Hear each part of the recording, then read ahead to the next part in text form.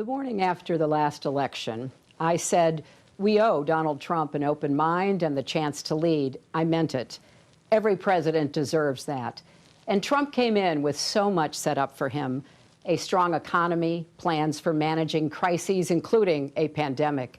Yes, we Democrats would have disagreed with him on many things, but if he had put his own interests and ego aside, seen the humanity in a child ripped from her parents at the border, or a protester calling for justice, or a family wiped out by natural disaster, that would have been a good thing for America and the world. I wish Donald Trump knew how to be a president, because America needs a president right now. Throughout this time of crisis, Americans keep going, checking on neighbors, showing up to jobs as first responders, hospitals, grocery stores, nursing homes. Yes, it still takes a village. And we need leaders equal to this moment of sacrifice and service. We need Joe Biden and Kamala Harris. Everyone has a story about Joe's caring and empathy. I remember him calling after my mother, Dorothy, died, and we talked about being raised by strong women. The best testament to Joe is how he's cared for his family. And how great is it that Dr. Jill Biden plans to keep teaching as First Lady. And Joe picked the right partner in Kamala.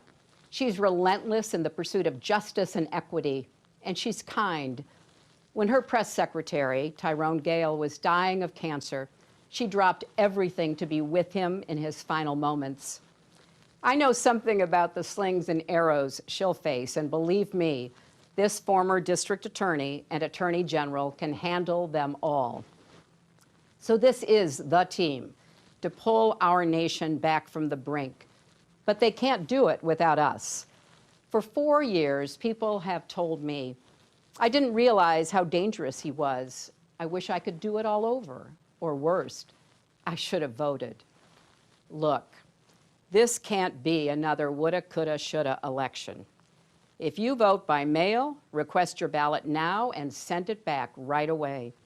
If you vote in person, do it early. Become a poll worker. Most of all, no matter what, vote. As Michelle Obama and Bernie Sanders warned us, if Trump is reelected, things will get even worse.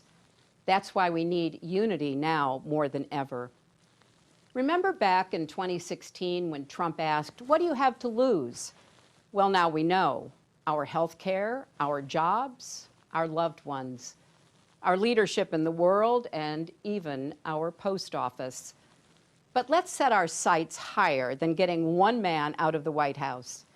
Joe Biden and Kamala Harris are going to give us so much to vote for.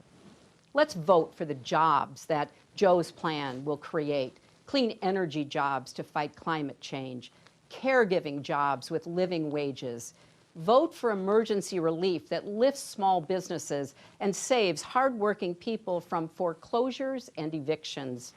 It's wrong that billionaires got $400 billion richer during the pandemic, while millions lost their $600 a week in extra unemployment. Vote for the parents and teachers struggling to balance children's education and safety, and for healthcare workers fighting COVID-19 with little help from the White House. Vote for paid family leave and health care for everyone, for Social Security, Medicare, and Planned Parenthood. Vote for dreamers and their families. Vote for law enforcement purged of racial bias that keeps all our streets safe. Vote for justice for George Floyd, Breonna Taylor, and Ahmaud Arbery, because Black lives matter. Vote for honest elections so we, not a foreign adversary, choose our president.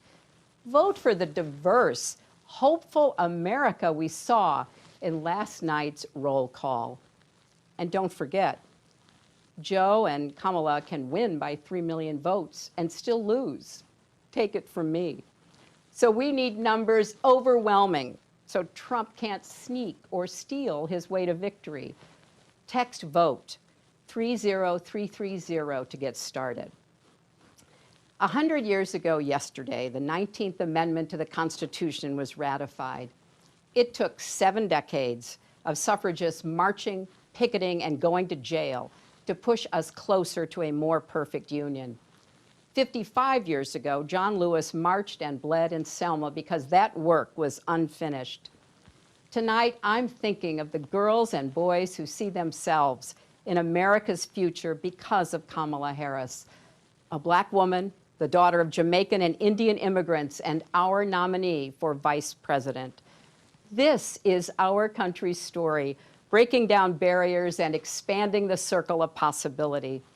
And to the young people watching, don't give up on America. Despite our flaws and problems, we've come so far. We can still be a more just, equal country with opportunities previous generations could never have imagined. There's a lot of heartbreak in America now. And the truth is, many things were broken before the pandemic. But as the saying goes, the world breaks everyone, and afterward, many are strong at the broken places. That's Joe Biden. He knows how to keep going, unify, and lead, because he's done that for his family and country. So come November, if we're strong together, we'll heal together. We'll redeem the soul and the promise of our country, led by President Joe Biden and Vice President Kamala Harris.